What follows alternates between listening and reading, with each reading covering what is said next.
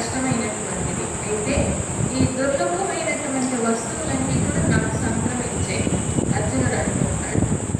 కులే జన్మ ప్రశంస అంటే వైద్య సాధు సుదుష్టిత అనుభవం కలిగినటువంటి పండితులు ఉత్తమ వంశంలో జన్మించడం చాలా గొప్ప అనుకుంటూ ఉంటారు. కానీ బలంతో సమానమైంది లేదు అని నేను అనుకుంటున్నాను. కాబట్టి పరాక్రమమే శ్రేష్టం. ఇప్పుడు అందులో ముఖ్యంగా మనలాంటి క్షత్రియులకి ఇప్పుడు పరాక్రమమే శ్రేష్టమైనటువంటిది. కృతవీర్య కులే జాత నిర్వీర్య కిం కరిష్యతి. ఈ పరాక్రమ సంపన్నుల వంశంలో పుట్టినటువంటి బలహీనుడు ఏమీ చేయలేడు. కాబట్టి క్షత్రియ సర్వస్వరాజన్ యస్య వృత్తి విసర్జయి. ప్రజ శత్రువులను జయించాలన్న ప్రవృత్తి కలిగినటువంటి వాడే ఉత్తమ క్షత్రియుడు అనిపించుకుంటాడు. మీరు అలా అధైర్యం పడకండి. సర్వైరపి గుణైర్యుక్త నిర్వీర్య కిం కరిష్యతి. అన్ని మంచి గుణాలు ఉన్నప్పటికీ పరాక్రమం అనేది లేకపోతే ఏం చేయగలుగుతాడు? రాజు ఉండి కూడా ఉపయోగం లేదు. అందుచేత జయస్య హేతు సిద్ధిని కర్ణదైవం చ సంశ్రితం. ముందు కృష్ణుడు మన ముందు ఉన్నప్పుడు ఇది ఏ విషయంలో మనం ఆలోచించవలసిన అవసరం లేదు. అందుచేత దీనికి మనం సిద్ధం కావాలి. తేనే ద్వారేణ శత్రుభ్య క్షీయతే సభలో రెండు. బలవంతునిలో మోహం అలాగే దైన్యం, ఈ రెండు కూడా వినాశానికి దారితీస్తాయి. అంటే మా పట్ల మోహం చూపిస్తూ ఉన్నావు, మమకారాన్ని చూపిస్తూ ఉన్నావు. ఇంకొక వైపు దైన్యం, మనం చంపగలమా అనేటటువంటి దైన్యాన్ని నీకు చూపిస్తున్నావు. ఈ రెండు కూడా మన పతనానికి కారణమవుతాయి. అందుచేత అలా ఆ రెండు కూడా మనకు ప్రవేశించకూడదు. నాశాయం సులభం పశ్చాత్ మునీనాం శమమిచ్చత. సామ్రాజ్యంతో భవేచ్చక్యం వయం యోత్సామహేశ్వర. శాంతిని కోరుకునేటటువంటి మునులు సాధారణంగా కాషాయ వస్త్రాలు ధరిస్తారు. సో కానీ మనం సామ్రాజ్యాన్ని పొందదగిన వాళ్ళం. సామ్రాజ్యాన్ని పొందదగినటువంటి వాళ్ళకి ఉండవలసింది ఏమిటి? పరాక్రమం అనేది ఎప్పుడూ పరాక్రమంతో ఉండాలి. ఎప్పుడు యుద్ధం చేయాలన్నా సిద్ధంగా ఉండాలి. కాబట్టి ముందు నీవు పరాక్రమం రాసి యాగం చేయాలి అనుకున్నప్పుడు ముందు ఉండవలసింది ఈ పరాక్రమమే. అప్పుడు వాసుదేవుడు అంటూ ఉన్నాడు, భారతవంశంలో పుట్టినటువంటి వారికి, కుంతి కొడుకుతో పుట్టిన వారికి తగిన రీతిగా అర్జునుడు చక్కగా మాట్లాడాడు. భీమసేనుడు ఇంతకుముందు అలాగే తెలియజేశాడు.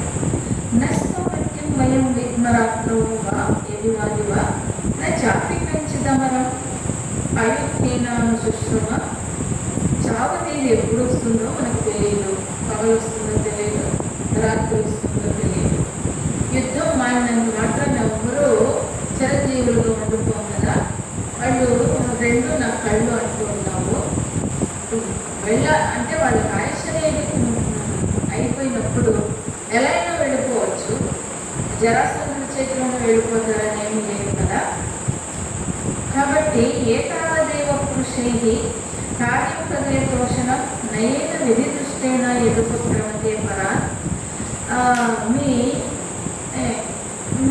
మీ బంధువులందరూ కూడా నేను యుధిష్ఠిరుడు అని కూడారు. అంటే ఆయన అసలు పేరేంటి? యుధిష్ఠిరుడు. ధర్మరాజు పేరు యమధర్మరాజు అంశతో పుట్టాడు కాబట్టి ధర్మరాజు అంటూ ఉంటారు. అసలు పేరేమిటి? యుధిష్ఠిరుడు. యు అంటే యుద్ధం అని, ధి అంటే ధైర్యంతో నిలబడేవాడు అని. అంటే ఆయన అపజయం అనేది ఉండదు. రెండోది పిరికితనం అనేది ఆయన ఆవరించదు. అలాంటి లక్షణాలు నీలో ఉన్నాయి కాబట్టి నీకు ఆ పేరు పెట్టారు. నువ్వేంటి ఈ రోజు నా పేరుకు వ్యతిరేకంగా మాట్లాడుతున్నావు అని అందరూ ముగ్గురు మాట్లాడుతున్నారు. యూఢానీకైరతి బలై నయుద్ధే దరిభి సహా ఇది బుద్ధిమతాన్నిధి తన్మమాపేన రోచతే. కాబట్టి వ్యూహం అనేది ప్రధానమైనది. ఇప్పుడు ఏదేమైనప్పటికీ మనం చక్కని వ్యూహంతో అతన్ని సంహారం చేయాలి.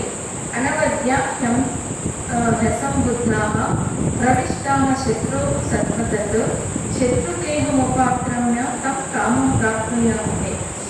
మనం చాటుమాటుగా శత్రువు ఇంట ప్రవేశించి శత్రువు శరీరాన్ని మనం ఆక్రమించాల్సి ఉంది. కాబట్టి అతడు చేసేటటువంటి పనులు కూడా అధర్మంగానే ఉన్నాయి. కాబట్టి మనం కూడా అధర్మ మార్గంలోనే వెళ్ళాలి. ఆ పనులు ప్రవేశించుకొని అతన్ని అలాగే జయించాలి. ఏకోక్యేవస్యం నిత్యం విభక్తి పురుషర్షభ అంతరాత్మేవ భూతానంత క్షయం నైవ లక్ష్యే. ఆ పురుషుల్లో శ్రేష్ఠుడిగా చెప్పబడుతూ ఉన్న జరాసంధుడు ప్రాణులందరికీ కూడా ఇప్పుడు అంతరాత్మలాగా ఉంటూ సామ్రాజ్య లక్ష్మి తాను అక్కడే అనుభవిస్తూ ఉంటాడు. కాబట్టి ఇతన్ని జయించడం అనేది మనం ఒక వ్యూహం ప్రకారమే వెళ్ళాల్సి ఉంది. జయించడం అంటే అధర్మంగానే జయించాలి. అథవైన నిహత్యాజి శేషేనాపి సమాహతాః. యుద్ధంలో జరాసంధుని చంపి ఒకవేళ మిగిలిన సేనల ద్వారా మనమే మరణించినప్పటికీ మనకు నష్టమేమి జరగదు కూడా. ఎందుకంటే ఆ చెరలో ఉన్నటువంటి మన జ్ఞాతులు, మన బంధువులు, రాజులైనటువంటి వారిని రక్షించినందు మూలన మనకి స్వర్గమే ప్రాప్తిస్తుంది. పైగా మీ తండ్రి ఆత్మ కూడా శాంతిస్తుంది అలాంటి రాజుల్ని రక్షించినందుకు. కృష్ణత్వయం జరాసంధ కిం వీర్య కిం పరాక్రమ. అప్పుడు ధర్మరాజు అంటూ ఉన్నాడు, కృష్ణ అసలు ఎవరు జరాసంధుడు? ఆయనకు పేరు ఎందుకు వచ్చింది? ఆయనకు అంత పరాక్రమం ఎలా వచ్చింది? నీతో తలబడిన వాడు మిడతల్లాగా కాలిపోవాల్సింది. కానీ అలా నీతో తలబడి కూడా అతడు బ్రతుకు ఉన్నాడంటే ఆశ్చర్యంగా ఉంది. ఏమిటి అతని బలపరాక్రమాలు అన్నప్పుడు జరాసంధుడి గురించి పరిచయం చేస్తున్నాడు. అక్షోహీనం తిస్రూణం అతి సమరదర్పిత. మగధ దేశాన్ని బృహద్రథుడు అనేటటువంటి రాజు పరిపాలిస్తూ ఉండేవాడు. ఆయన 3 అక్షౌహిణులకు అధిపతి. 3 అక్షౌహిణులు అంటే ఒక అక్షౌహిణికి 10,000 మంది సైనికులు ఉంటారు యుద్ధరంగంలో. అలా 3 అక్షౌహిణుల్ని ఆయన ఒక్కడే సమర్థవంతంగా వాళ్ళని గైడ్ చేస్తూ ఉంటాడు యుద్ధరంగంలో. అంటే మామూలుగా అయితే ఒక్కొక్క అక్షౌహిణికి సైన్య అధిపతిగా ఉండి వాళ్ళని లీడ్ చేస్తూ ఉంటాడు యుద్ధరంగంలో. ఈయన ఏకకాలంలో 3 అక్షౌహిణులు గైడ్ చేస్తూ ఉంటాడు యుద్ధం చేసేటప్పుడు. ఆయన బృహద్రథుడు చాలా అందమైనటువంటి వాడు, బల సంపన్నుడు, ధనవంతుడు, సాటిలేని పరాక్రమవంతుడు. ఆయన శరీరం ఇంద్రుడి శరీరం లాగా ఎప్పుడు యాగదీక్షలోనే ఉంటుందట. అంటే యాగదీక్ష చిహ్నంతోనే ఉంటాడు. కానీ అన్ని అలంకరించుకొని రాజుల కిరీటాలు దండులు వేసుకొని ఉంటాడు. యాగదీక్షలో ఉన్నప్పుడు ఎలా సింపుల్గా అయితే ఎవరైతే ఎలా ఉంటారో పని చేసేటప్పుడు ఆ ప్రకారంగానే ఉండేవాడట. తేజస సూర్య సంకాశ క్షమయా పృథివీ సమః. ఆయన ఓర్పులో భూమి లాంటి వాడు, తేజస్సులో సూర్యునితో సమానంగా ఉండేవాడు, కోపంలో కాలంలాగా ఉండేవాడట. అలాగే సంపన్నులో కుబేరుడట ఆయన పరిపాలించే ఆ కాలంలో. తస్యాభిజన సంయుక్తై గుణైర్గత సప్తమ. సూర్యకిరణాలు భూమండలం అంతా కూడా వ్యాపించి ఉన్నట్టుగా ఆ బృహద్రథుడి గుణాలు జగత్తంతా కూడా వ్యాపించాయి. అంటే అన్ని సామ్రాజ్యకు ఉండవలసిన లక్షణాలన్నీ కూడా ఆయనలో ఉండేవి. కాశీరాజ్యస్య సతేయమజే భరతర్షభ. ఆయన కాశీరాజు పుత్రికులు 2 ఉండేవారట. వాళ్ళని 2ని వివాహం చేసుకున్నారట. చేసుకొని 2ని సమానంగానే ఆదరిస్తూ ఆడ ఏనుగుల మధ్య గజరాజులాగా శోభించేవాడట ఆయన. అంటే దాని అర్థం వాళ్ళిద్దరు లావుగా ఉన్నారు. భార్య ఆడ ఏనుగు గజరాజులాగా సంచారం చేస్తూ ఉండేవాడు. అతనికి ఏదైతే చాలా కాలం పాటు వాళ్ళ 2 సంతానం లేదు, 2 భార్యలు ఉన్నప్పటికీ. అంటే కాక్షిపత పుత్రం గౌతమస్య మహాత్మన. ఒకసారి కాక్షివంతుడు అనే గౌతమ గోత్రంలో ఉండేటటువంటి ఆయన కాక్షీవంతుడు అనేటటువంటి ఋషి. ఆ ఋషి కుమారుడు చండకౌశికుడు.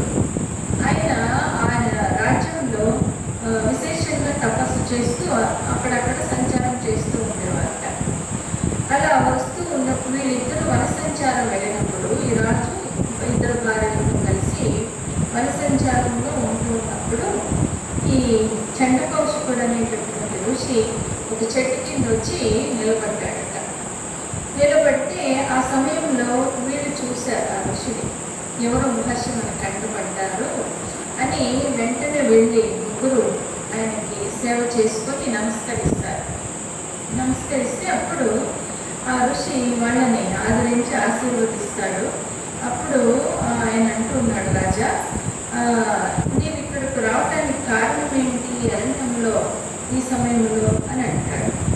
సో ఉవాచమునిం రాజా భగవాన్ నాస్తిని సుతః. ఆ రాజు మునితో అన్నాడు, స్వామి నాకు కుమారుడు లేడు, పుత్రుడు లేని వారి జన్మ నిరర్థకమని అంటారు కదా. ఆ నిరర్థకం అనే విషయం నాకు ఇప్పుడు తెలుస్తుంది, ఎందుకంటే మాకు వయసు వస్తుంది, తర్వాత రాజ్యాన్ని అధిష్ఠించడానికి ఎవరూ లేరు. అదే మేము సంకోచంతో ఆ ఋషుల ఆశీర్వాదం కోసమని ఇలా వచ్చాము అని అంటారు. అనేటప్పటికీ నా ప్రదేశమునే కీర్తి స్వదేశవాక్షము లేదు. అలాగే మహర్షి సంతతి అనేది లేకపోతే కీర్తి కూడా ఉంటుంది కదా, స్వర్గ సుఖాలు కూడా ఉండవు కదా అని పలికేటప్పటికీ మునికి ఆ రాజు మీద జాలి కలిగింది. తమ అబ్రవీత్ సత్యధృతి సత్యవాదృషి సత్తమ. ఆ రాజుతో అంటూ ఉన్నాడు, సరే మీకు వరాన్ని కోరుకోండి ఇస్తాను అని అంటాడు. అంటే అప్పుడు రాజు అంటూ ఉన్నాడు, వేరే వరాలు నాకెందుకు మహర్షి, రాజవత్సృత్య ప్రస్థితోహం తపోవనం కిం వరేణాల్ప భాగ్యస్య కిం రాజ్యేన ప్రదర్శమే. రాజ్యాన్ని వదిలి నేను తపోవనాలకి బయలుదేరాలనుకుంటున్నాను, అల్ప భాగ్యుని నేను, నాకు వరాలు ఎందుకు ఇటువంటి సమయంలో, సంతానం అనేది లేనప్పుడు అవన్నీ కూడా వదలానే కదా, అందుకని రాజ్యం కూడా వద్దనుకున్నాను, వనాలకు వెళ్ళి తపస్సు చేసుకుంటున్నాం అనుకున్నాను అన్నారు. అప్పుడు ఆయన గొంతు కూడా ఆకలితో నిండిపోయి ఉంది ఆయన మాటలు వింటూ ఉంటే. అందుకని ముని చాలా మనస్సు ద్రవించి వెంటనే వాళ్ళు నిల్చున్నది మామిడి చెట్టు కింద నిల్చొని ఉన్నారు. కూర్చున్నాడు, ధ్యానంలో కూర్చున్నాడు మహర్షి. కూర్చుని కొంతసేపు ఏకాగ్రతతో అలా ఉండేటప్పటికీ ఆయన చేతిలో మామిడి పండు వచ్చి పడిందట.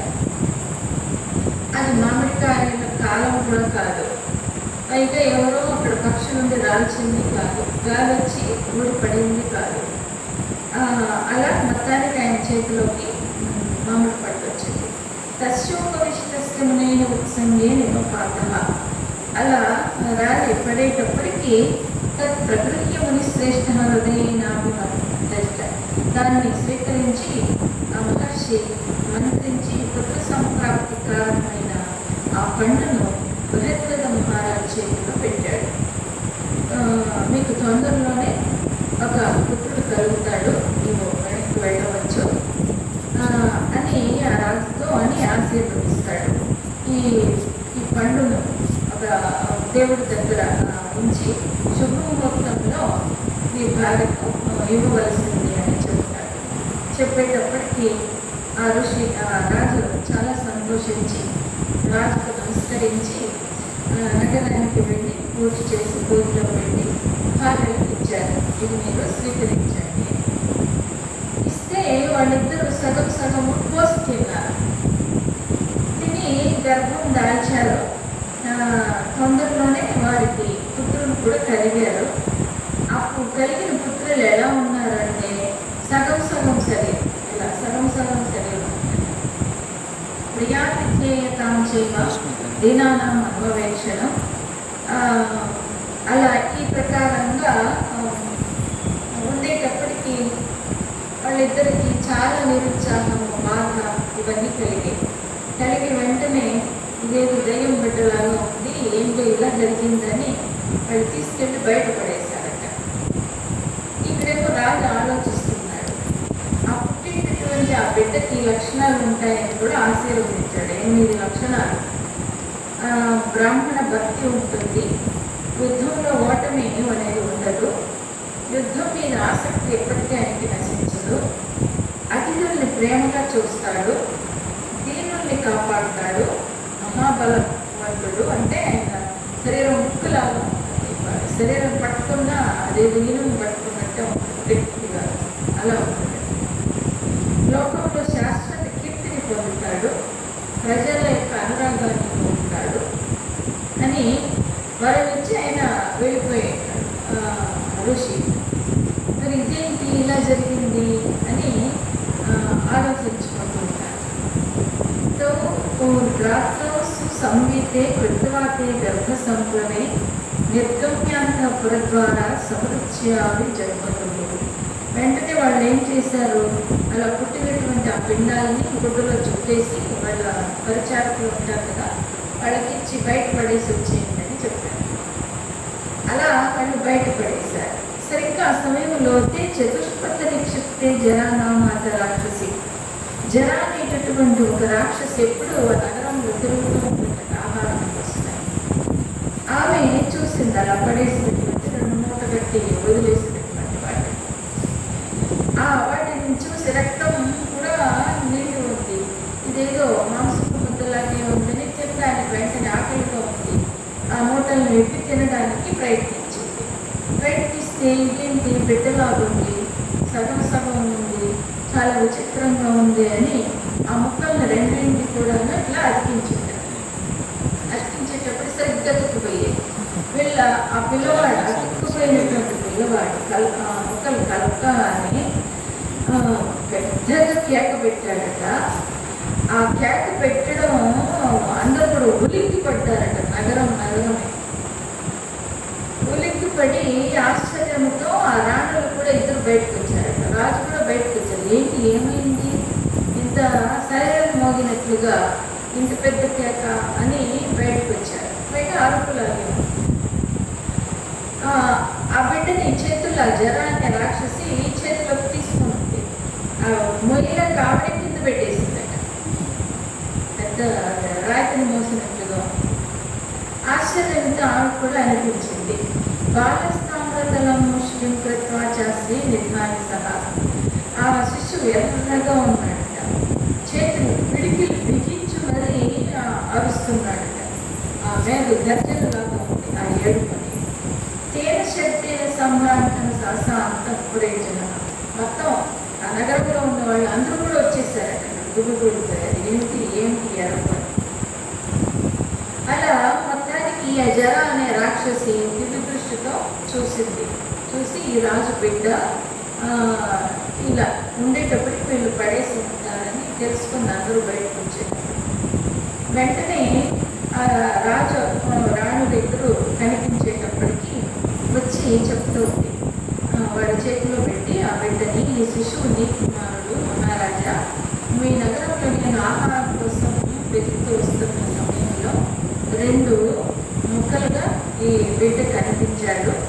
మామూలుగా ఆకలితో ఉన్నటువంటి నేను ఏదైనా తినేసేదాన్ని, అంటే నేను నోట్లోకి వెళ్ళిపోయేది, ఆలోచన లేకుండా తినేసేదాన్ని. ఇప్పుడు ఇది దైవ ప్రేరితంగా ఆశ్చర్యంగా నాకు ఆకలి కూడా గుర్తులేదు అది చూసేటప్పటికి. మొత్తానికి ఇద్దరిని కలిపేటప్పటికి ఆ బిడ్డ బతికాడు, అరుస్తూ ఉన్నాడు. అదృష్టం, ఈ బిడ్డను మీకే ఇస్తున్నా, ఈ రాజ్యంలో నాకు లభించినటువంటి ఈ బిడ్డను మీకే సమర్పిస్తున్నా అని చెప్పి ఆ చేతిలో పెట్టాడు. అప్పుడు వెంటనే ఆ కాశీరాజు పుత్రుడు అంటే ఆయన భార్యలు ఇద్దరు కూడా ఆనందంతో ఆ బిడ్డని దగ్గరకు తీసుకుని ఇంట్లోకి పరిగెత్తారట, ఆ బిడ్డకి పాలు పట్టించడం కోసం. తతస్స రాజా సమృష్ట సర్వం తదుపలభ్యజ అపృచ్ఛేమ తద్భావం రాక్షసీం కామరాక్షసం. అది చూచి ఎంతో ఆనందంతో రాజు కూడా సంతోషంతో లోపలికి వెళ్ళి ఆ బిడ్డకి చేయవలసినటువంటివన్నీ కూడా జాగ్రత్త సంస్కారాలు ఇలాంటివన్నీ కూడా చేయిస్తారు. మొత్తానికి ఆ రాజు అజర ఆమెతో అంటూ ఉన్నాడు, నాకు పుత్ర ప్రదానం చేశావు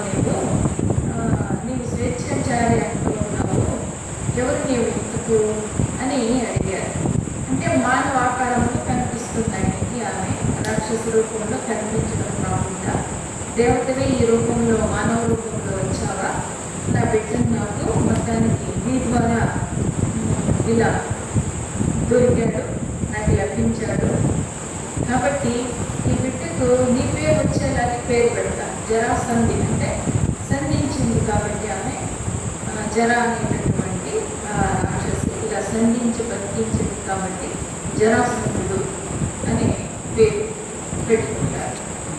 అలా జరానామాస్మి భద్రంతే రాక్షసి కామరూపిణి తమ విష్ణుని రాజేంద్ర పూజితాపుణ్య వసనం సుఖం ఇలా అంటుంది. నేను కామరూపిణి అయినటువంటి రాక్షసిని, నా పేరు జర, నీ ఇంట పూజింపబడుతున్నాను కదా నేను అంటే ఈ జర అనేటటువంటి ఆమె ఆ ఇంట్లో పూజింపబడుతుందట.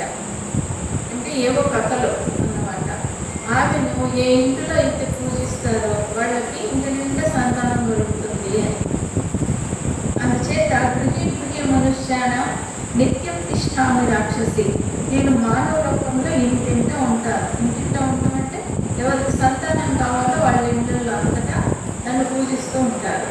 దురదేవి అన్న పేరుతో నన్ను బ్రహ్మదేవుడు సృష్టించాడు. దానవాన వినాశాన్ని స్థాపిత దివ్య రూపిణి, దానవ వినాశం కోసం నన్ను నియోగించాడు బ్రహ్మదేవుడు. నేను దివ్య రూపం కలిగిందాన్ని, నన్ను పుత్రవతి అని యువతిగా ఇంటి గోడల మీద నన్ను చిత్రించుకొని పూజిస్తూ ఉంటారు సంతానం కావాల్సిన వాళ్ళందరూ. అలాగే నీ ఇంట పూజింపబడుతున్నది నేనే అనుకుంది. ఎట్లా చేయకపోతే అంటే ఆనాటి రోజుల్లోనే గోడల మీద ఇంట్లో ప్రతిమ రూపంలో ఆమె బొమ్మల్ని చిత్రించుకొని ఉండేవారట సంతానం కోసం. అలా చిత్రించి ఆమెకి మామూలుగా దేవతలాగా పూజలు చేసి భక్ష్య భోజనాలన్నీ నివేదనలుగా అర్పిస్తూ ఉంటారట. సా ప్రత్యుపకారార్థం చింతయామి నిశబ్దవ, అలా మీరు నిత్యము నన్ను ఆరాధించారు, ఈ రూపంలో కాకపోయినా గృహవతిగా నన్ను పూజించారు కాబట్టి మీకు మంచి చేయాలని నాకు కూడా ఆలోచన కలిగి మీ బిడ్డను మీకు అందించారు. నేను మేరు పర్వతాన్నైనా కూడా తినేయగలను, నీ బాలకుడు నాకు లెక్క కాదు, కాబట్టి నీ ఇంట నేను పూజింపబడ్డాను కాబట్టి నీకు నేను మేలు చేయాలి, అందుకనే నేను అలా మీకు బిడ్డను అర్పించాను అని చెప్పి వెంటనే ఆమె మాయమైపోయిందట అక్కడి నుండి. తస్య బాలస్య యత్కృత్యం తచ్చకాల నృపస్తద, అప్పుడు బృహద్రథుడు ఆ బాలకుడికి చక్కగా అన్ని చేయవలసినటువంటివన్నీ కూడా షోడశ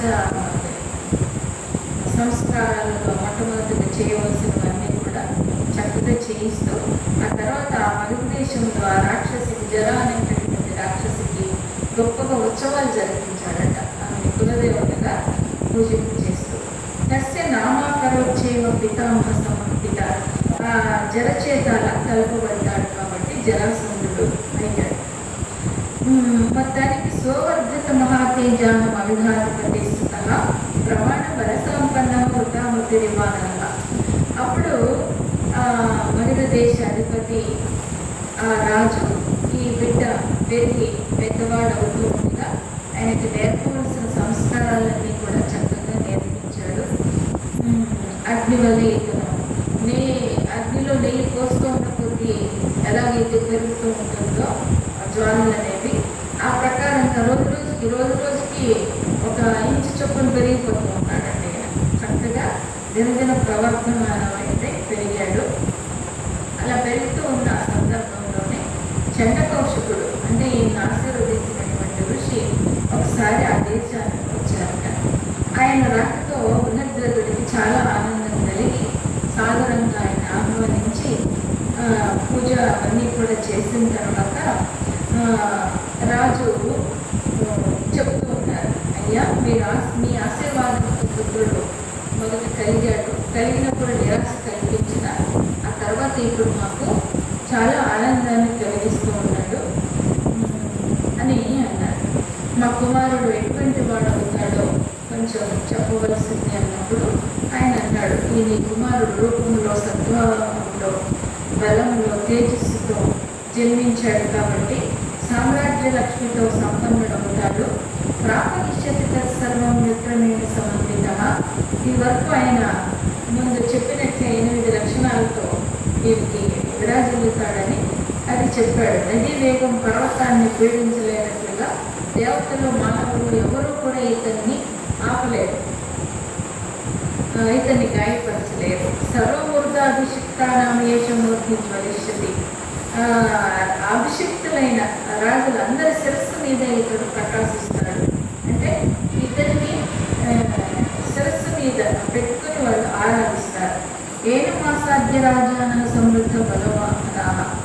ఇలా సమృద్ధమైనటువంటి సేనలు, వాహనాలు ఇవన్నీ కూడా తన అంతకు తానుగా కూడబెట్టుకుంటాడు. దేశధారయిత సమ్యక్ చాతుర్వర్ణ మహాబల. ఇలా శుభాశుభాలన్నింటినీ కూడా సమానంగా భరించినట్టుగా ఈ బాలుడు 4 వర్ణాల వారిని ఆదరిస్తాడు. అశాభ్యవశగా సర్వే భవిష్యంతి ధనాజుపాగా. సర్వప్రాణులకు కూడా ఆత్మలాగా ఇతను విరాజిల్లుతాడు. అలాగే ఇతడు అన్ని లోకాలలోనూ మహాదేవునితో సమానంగా ఇతన్ని ఆరాధిస్తారంటే కోపం నడిచి వచ్చేస్తుందేమో అన్నట్లుగా ఉంటుంది ఇతను వస్తూ ఉంటే. ఇతనికి రుద్రుడి దర్శనం కూడా అవుతుంది. అంత ఉగ్రమైనటువంటి, అంటే అరణ్యానికే వెళ్ళి తపస్సు చేయడు కానీ ఇంట్లో ఉండే తపస్సు చేస్తాడు, రుద్రుణ్ణి దర్శనం చేసుకుంటాడు. ఇలా మాట్లాడుతూనే చండకౌశికుడు అనే ఋషి అదృశ్యమవుతాడు. అంతవరకు చెబుతాడు, ఇంకా ఎక్కువగా అడిగితే చెప్పడానికి వీలు లేదు. తర్వాత జరిగే పరిణామాలు వేరుగా ఉంటాయి. ఆయనకి అర్థమైంది ఆ ఋషికి. అందుచేత ఇంకా ఎక్కువ కాలం ఇక్కడే ఉంటే ఆ తర్వాత ఏమవుతుందని ఇంకా ప్రశ్నలు వేస్తుంటారు. అందుకని అక్కడ అదృశ్యమైపోతాడు. తర్వాత బృహద్రథుడు చక్కగా ఈ బాలుడు ఎదిగాడు, యవ్వనవంతుడయ్యాడు. అతన్ని పట్టాభిషిక్తుని చేశాడు. పట్టాభిషిక్తుని చేసి తర్వాత అన్ని జాగ్రత్తలు చెప్పి భార్యలతో కలిసి వనాలకు వెళ్ళిపోతాడు. అంటే క్షత్రియుడైనటువంటి వారికి 2 విధాలుగానే మరణం ఉండాలి అని నమ్మేవాళ్ళు అలాగే చేస్తారు. ఒకటి ఏమిటంటే యుద్ధరంగంలో వీరోచితంగా పోరాడిన ప్రాణాలు వదలాలి, లేదా అరణ్యాలకు తపస్సు చేస్తూ శరీరాలు వదిలేయాలి. ఈ 2 విధాలుగానే ఉండాలి మరణం అని నిర్ణయించుకుంటారు. కాబట్టి అలాగే బృహద్రథుడు చేశారు. చక్కగా భార్యలతో సహా వనాలకు వెళ్ళి తపస్సు చేసుకుంటూ శరీరాన్ని వదిలిన తర్వాత స్వర్గానికి వెళ్ళారు. జరాసంధోపి నిర్పతి యథోక్తం కౌశికేన తట్ వరప్రధానమఖిలం ప్రాప్య రాజ్యం అపాలే. అలా జరాసంధరాజు ఇప్పుడు తనంతట తానే అన్ని నిర్ణయాలు చేసుకోవాల్సి ఉంటుంది. కాబట్టి చండకౌశికముని ఇచ్చిన వరాలన్నింటినీ కూడా పొంది చక్కగా జాగ్రత్తగా రాజ్యపాలన చేస్తూ ఎంతోమంది రాజులందరినీ కూడా తన వశం చేసుకున్నాడు. అలాంటి సమయంలోనే నేను కంసుని సంహరించడము అంటే కృష్ణుడు చెబుతూ ఉన్నాడు శ్రీకృష్ణునితో. అప్పుడు నాకు అంటే జరాసంధునికి శ్రీకృష్ణుడికి ఇద్దరికి కూడా వైరం అనేది వచ్చిందట. బ్రాహ్మణిత్వ శతగుణం ఏ కోణం ఏన భారత. అలా జరాసంధుడు 99 సార్లు తన గదను తిప్పి గిరివ్రజం నుండి దాన్ని విసిరాడట. ఒకసారి విసిరితే అది 99 యోజనాల దూరంలో ఉన్న శ్రీకృష్ణుని రాజ్యం మగధలో వెళ్ళి పడిందట. అక్కడ 99 సార్లు తిప్పి అది విసిరితే 99 యోజనాల దూరంలో ఉంటే మగధ దేశంలో వెళ్ళి పడింది. అంత బలవంతుడు ఈ జరాసంధుడు. దృష్ట్వా పౌరాస్తదా సమ్యక్ గదా చేత నివేదిత. దాని అర్థం ఏమిటంటే అలా తన గద విసిరి ఏ రాజ్యంలో పడుతుందో విసిరినప్పుడు ఆ రాజ్యం తన వశమైపోయినట్టే. అది అతను అంత దౌర్జన్యంతో అన్నింటినీ వశం చేసుకొని పాలన చేస్తూ ఉన్నాడు. తస్యాస్తాం హంస డింబకో శస్త్ర నిధనాలతో. అటువంటి శస్త్రులు అతనితో యుద్ధం చేసినప్పుడే ఈ హంసుడు డింబకుడు అనే వాళ్ళని నేను సంహారం చేశానని చెప్తాను కదా. ఇతనికి మంత్రి స్థానంలో ఉండేవారు, సైన్యం అలాంటి ఆప్తుడిగా ఉన్నటువంటి వాడు చనిపోయేటప్పటికీ 18వసారి యుద్ధం చేయాలనుకుంటున్నప్పుడు అతనే వెనక్కి వెళ్ళిపోయాడు జరాసంధుడు. ఏమేత తదా వీర బలిభిః కపురాంతకైః వృష్టిశ్చ మహారాజా నీతి నేతో రూపేక్షితః. అలా ఈ రీతిగా నీతిని అనుసరించి అతను నీతిని అనుసరించి మొత్తానికి రాజ్యపాలన చేస్తూ ఉన్నాడు. పతితో హంసడిముఖో హంసశ్చ సగణోగతః న శక్యోసౌ రణే జేతుం సర్వైరపి సురాసురైః బాహుయుద్ధేన జేతవ్యం స ఇత్యుపలభామహే. ఇతడు యుద్ధంలో దేవాసురులందరినీ కూడా జైపు శక్యం కాదు అని అందరూ నిర్ణయించుకొని ఇక ఆ తర్వాత ఎవరూ అతని మీదకి యుద్ధానికి వెళ్ళడానికి సాహసం చేయలేదు. అయితే నా మనసులో ఆలోచన మెదిలింది, ఇతనితో గదలతోనూ శస్త్రాలతోనూ సైన్యం సమకూర్చుకోవడం యుద్ధం చేయడం తగింది కాదు అని తెలుసుకొని ఇతనితో ద్వంద్వ యుద్ధంలో బాహుబలంతోనే ఇతన్ని జయించాల్సి ఉంది. అంటే అతని పుట్టుకల గురించి తెలుసుకొని బాహుబలంతోనే ఇతన్ని జయించాలని నిర్ణయించుకున్నాను. కాబట్టి నాలో ఈ రాజనీతి, ఈ తర్కము, భీముల్లో ఉండే బాహుబలం, అర్జునుల్లో ఉండే రక్షణ సామర్థ్యం, ఈ మూడు కూడా కలిస్తే అతన్ని జయించడం సాధ్యమవుతుంది. త్రిభిరాసాదితోస్మాభిః విజనేశ నరాధిపః. ఏకాంతంలో మనం అతన్ని నిర్బంధించాలి. ఆ జరాసంధుడు నిస్సందేహంగా మనలో ఒకరితోనే యుద్ధానికి అంగీకరిస్తాడు. లోభము, అవమానం, బాహువీర్యం వీటితో గర్వంతో మునిగి తేలుతూ ఉన్నాడు ఇతడు. అందుచేత ఇతడు యుద్ధం చేస్తే భీమసేనుడితోనే తలపడతాను అంటాడు, కానీ మన ఇద్దరితో తలపడడు. ఎందుకంటే ఇదివరకు 17 సార్లు యుద్ధం చేశాడు కదా, నువ్వు పిక్కువాడు, నీకేంటి నేను యుద్ధం చేసేది అంటాడు కృష్ణుని చూస్తే. ఇక అర్జునుని చూసినప్పుడు వీడు నాకంటే చిన్నవాడు, వీడితో ఏంటి నేను యుద్ధం చేయడం అంటాడు. ఇక తన బలానికి శరీరానికి తగ్గట్టుకు సరిపడేవాడు భీముడే. ఆ భీముడితోనే కలపడాలనుకుంటాడు. అందుకని అతన్ని మనం ఏకాంతంలో కలపాలి. అలప్తస్య మహాబాహు భీమసేన మహాబలః లోకస్య సముదీర్ణస్య నిధనాయ తపోయత. అలా వాళ్ళు నిర్ణయించుకొని మనము వెళ్ళవలసినటువంటి విధానం ఎలా ఉండాలి అంటే, నగరం వెనక వైపు నుండి వెళ్ళాల్సి ఉంటుంది.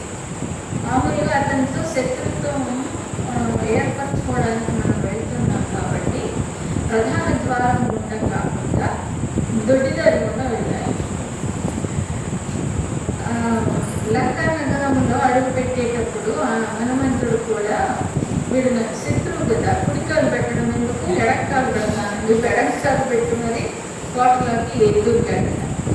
ఆ ఆచారాన్ని అనుసరించి ఇప్పుడు కూడా మనం ఎవరైనా వెళ్ళినప్పుడు కుడికాలు పెట్టి వెళ్ళాలి. ఇది తెలిసినటువంటి వాళ్ళు గమనిస్తారు, వీడు వచ్చిన వాడు ఏ కాలు పెట్టి వస్తాడని చూస్తారు. అందుచేత జాగ్రత్తగా కుడికాలు పెట్టే లోపలికి వెళ్ళాలి. ఎడక్కాలు పెట్టారనుకోండి తెలియకుండానే ఏదో రూపంలో శత్రుత్వం వచ్చేస్తుంది. అందుచేత కుడికాలు పెట్టి వెళ్తుంటారు. బంధుత్వంలో పెట్టుకోవాలనుకుంటున్నాడు, శత్రుత్వమే కావాలనుకుంటే ఎడక్కాలు పెట్టచ్చు. అందుకని కృష్ణుడు కూడా ఇక్కడ దొడ్డిదారి గుండా వెళ్ళాలి, పైగా ఎడక్కాలు పెట్టి మరీ ప్రవేశించాలి. అతనితో శత్రుత్వం మనం పొందాలి. సరే, ఇదే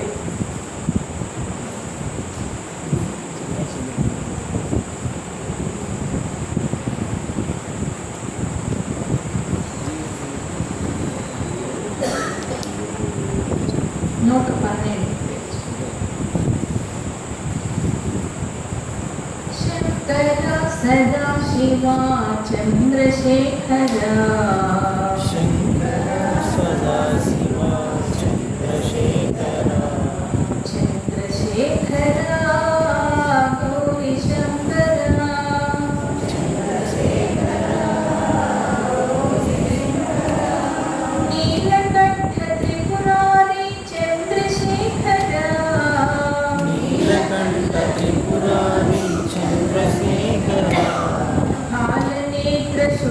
शूलधारि चन्द्रशेखर हालनेत्रशूलधारि चन्द्रशेखर शङ्कर सदाशिवा चन्द्रशेखर शङ्कर सदाशिवा चन्द्रशेखर चन्द्रशेखर गौरीशङ्कर चन्द्रशेखर गौरीशङ्कर नीलकण्ठ त्रिपुरारि चन्द्रशेखर नीलकण्ठ त्रिपुरारि चन्द्रशेखर हालनेत्रशूलधारि चन्द्रशेखर हालनेत्रशूलधारि चन्द्रशेखर शङ्कर सदाशिवा चन्द्रशेखर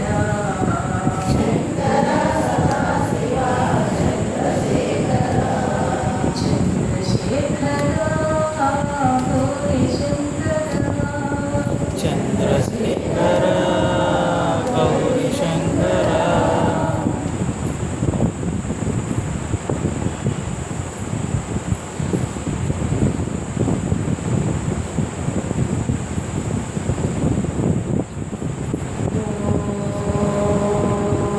सर्वे भवन्तु सुखिनः सर्वे सन्तु निरामयाः सर्वे भद्राणि पश्यन्तु मा कश्चित् दुःखभाग् भवेत् ॐ शान्ति शान्ति शान्तिः हरिः ॐ